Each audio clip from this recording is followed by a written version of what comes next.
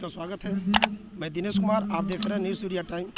ये Buddhist society of India के यहाँ चौक बाजार क्षेत्र में कुछ ही दूरी पर ये रामग्राम ये वहाँ आज जो है बौद्ध पूर्णिमा का आयोजन है और यहाँ पे कुछ अभिभावक यहाँ मौजूद हैं और बुद्ध जयंती मनाया जा रहा है। आइए मैं कुछ इनसे बात करता हूँ, कैमरा में थोड़ा दिखाने का कोशिश करें। और सबसे पहले अपना नाम बताएं। पहले सूर्या चैनल को मैं स्वागत करता हूं, अभिनंदन वंदन करता हूं। मेरा नाम रामचंद्र बौद्ध, दी बुद्धिस्ट सोसाइटी ऑफ इंडिया भारतीय बौद्ध महासभा प्रांतीय के उपाध्यक्ष, केंद्रीय शिक्षक बौद्धाचार्य, संस्थापक बाबा साहब डॉक्टर अम्बेडकर बुद्ध विहार रामपुर बुजुर्ग सदर महाराजगंज। ये मेरा परिचय है। अब जो भी बात आप पूछना चाहें। यहाँ पे सभी लोग आज एकत्रित हुए हैं। तथागत भगवान बुद्ध की जयंती आज मनाया जा रहा है। उनके जीवनी पर कुछ आप कहेंगे? आज ऐसे पावन स्थल पर हम लोग उपस्थित हुए हैं जब तथागत गौतम बुद्ध जो सिद्धार्थ गौतम के रूप में लुम्बिनी वन में पैदा हुए, कपिलवस्तु के राजा रहे, राजा सुद्धोधन के पुत्र थे, जो महामाया थी, उनकी माता थी। महामाया के पिता राजा महाराजा अंजन थे, जिनके नाम पर महाराजगंज जिले का नाम पड़ा है। उनकी माता और उनकी मौसी जो प्रजापति गौतमी थी, प्रजापति गौतमी ने 7 दिन के बाद महामाया के मृत्यु के पश्चात प्रजापति गौतमी ने ही सिद्धार्थ गौतम का लालन पालन किया था। और सिद्धार्थ गौतम बैसाखी पूर्णिमा के दिन, जिस दिन हम लोग यहाँ खड़े हैं, बैसाखी पूर्णिमा के दिन ही लुम्बिनी वन में पैदा हुए थे। सिद्धार्थ गौतम के रूप में महामाया के कोख से पैदा लिए थे। और सिद्धार्थ गौतम जो है 29 साल के उम्र में गृह त्याग किए और 35 साल के उम्र में बोधगया में, आप गया के बाद गया से 12 किलोमीटर की दूरी पर स्थित है बोधगया, जिसे आज बोधगया के नाम से जाना जाता है। वहाँ सिद्धार्थ गौतम को बुद्धत्व प्राप्त हुआ था। वो बैसाखी पूर्णिमा का ही दिन था और बैसाखी पूर्णिमा के दिन ही वह सिद्धार्थ गौतम से बुद्ध बने थे।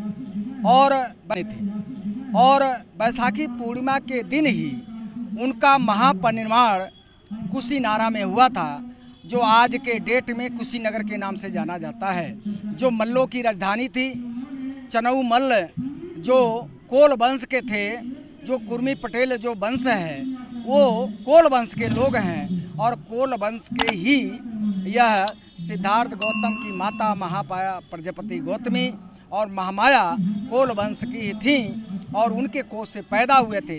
महाराजगंज जनपद ये कोलियों का राज था, गणराज्य था। और कोलियों को भी जो तथागत गौतम बुद्ध का जब महापरिनिर्वाण हो गया था, तो उनके भस्मी को 8 भागों में बांटा गया था। उसमें एक भाग जो है इस रामग्राम के कोलियों को मिला था, जिस पे ये चैत्य बना हुआ है। और ये आज से 2600 वर्ष पहले ये चैत्य स्थापित है।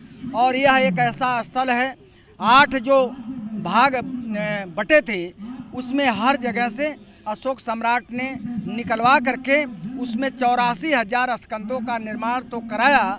लेकिन यहाँ आने के बाद इतने यहाँ सुरक्षा थी कोलियों का, जिसके वजह से यह चैत्य आज भी सुरक्षित है। इसमें से अशोक सम्राट नहीं निकाल पाए भस्मी को, यह आज भी सुरक्षित है, इतिहास में जानते हैं। तो इसलिए ये बहुत ही पावन स्थल है और महाराजगंज जनपद के लिए ये गौरवशाली स्थल है कि सिद्धार्थ गौतम का ननिहाल और सिद्धार्थ गौतम का ससुराल दोनों महाराजगंज जिले में है। हम लोग ऐसे स्थल से हैं, ऐसे जनपद से हैं, जिनके नाना के नाम पर महाराजगंज जिले का नाम पड़ा है। ऐसे पावन स्थल पर हम लोग यहाँ इकट्ठा हुए हैं। यहाँ इकट्ठा हुए सभी लोगों को इस चैत्य पर जो पूजा वंदना सभी लोगों ने किया है, हम सब के सुखी जीवन के लिए मंगल कामना करते हैं। कि आप सुखी हों, दीर्घायु हों, आपका सदा मंगल हो। अच्छा, इसके पहले कुछ दिन बाद यहाँ खुदाई हुआ था तो यहाँ पे भगवान बुद्ध की जो है मूर्ति निकली थी, तो उसके संबंध में आप क्या कहना चाहते हैं सरकार से? सरकार से ये मैं निवेदन करना चाहता हूँ कि उसको यहाँ संग्रहालय बनाया जाए और यहाँ जो संग्रहालय बना करके और इसको जो है जो भी अवशेष यहाँ महाराजगंज जनपद से मिले हैं उसको संग्रहालय बना करके और सरकार संरक्षित करे, जिससे उसमें सभी लोग दर्शन कर सकें और अपने इतिहास को जान सकें। ये मेरी मांग है। और इस जो चैत्य भूमि है, जो रामग्राम है, इसके विकास को सरकार को ध्यान देना चाहिए, जिससे महाराजगंज का विकास, जो संग्रहालय बना करके और इसको जो है जो भी अवशेष यहाँ महाराजगंज जनपद से मिले हैं उसको संग्रहालय बना करके और सरकार संरक्षित करे, जिससे उसमें सभी लोग दर्शन कर सकें और अपने इतिहास को जान सकें। ये मेरी मांग है। और इस जो चैत्य भूमि है, जो रामग्राम है, इसके विकास को सरकार को ध्यान देना चाहिए, जिससे महाराजगंज का विकास हो सके और विश्व मानचित्र में जैसे कुशीनगर है, बोधगया है, राजगिरी है, नालंदा है, वैशाली है, पटना है, कुशीनगर है, उस तरह से बौद्ध पर्यटक ये स्थल घोषित हो, जिससे विदेश के लोग यहाँ भी आकर के और दर्शन करें। तो आप भी कुछ ये भगवान बुद्ध की जयंती पर जो है आज यहाँ पे सभी लोग उपस्थित हुए हैं, तो उस पर कुछ आप भी कहना चाहिए? अभी हमारे श्रद्धेय रामचंद्र बौद्ध जी ने जो कहा ये कट सत्य है और सरकार से हम भी अनुरोध करेंगे, मांग करेंगे the Buddha society of India जनपद शाखा महाराजगंज की तरफ से कि इसको भी विकसित करने के लिए राज्य सरकार या केंद्र सरकार पहल करे। प्रधानमंत्री जी बधाई के पात्र हैं कि उन्होंने लुम्बिनी में जाने का वो कार्यक्रम रखा। जिस तरह से उन्होंने वहाँ विकास के लिए वादा किया है, ये 8वां स्तूप है भगवान बुद्ध का, इसको भी विकसित करने में उनसे इस पर धन आवंटित करने या अपने अधीनस्थ अधिकारियों कर्मचारियों को निर्देश देने का कष्ट करें कि अभी एक बौद्ध पर्यटक के रूप में विकसित हो सके।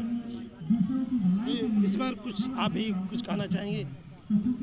हम भी लोग यही चाह रहे हैं कि माननीय मुख्यमंत्री जी से निवेदन यही है कि केंद्र सरकार को अपने माध्यम से पहल करें और वो जो रामग्राम है हिंदुस्तान के कोने कोने से होते हुए विश्व स्तर तक ये जाना जाए, इसलिए कि 8वां स्तूप है। माननीय मुख्यमंत्री से यही निवेदन हम लोगों का है। ये वाला आज भगवान बुद्ध का बुद्ध पूर्णिमा मनाने के लिए हम लोग उपस्थित हुए यहाँ पे और ये भगवान बुद्ध का 8वां अवशेष यहाँ पे उपस्थित है और सरकार से निवेदन है कि हमारे इस पूरे रामग्राम को एक पर्यटन के रूप में किया जाए और यहाँ पे हर साल बुद्ध पूर्णिमा के दिन कार्यक्रम मनाया जाए, जिससे कि ज़्यादा से ज़्यादा यहाँ के बारे में सब जाने सब। चलिए ठीक है, नमस्कार। आप जो है अखिलेश रंजन कैमरामैन के साथ दिनेश कुमार की रिपोर्ट।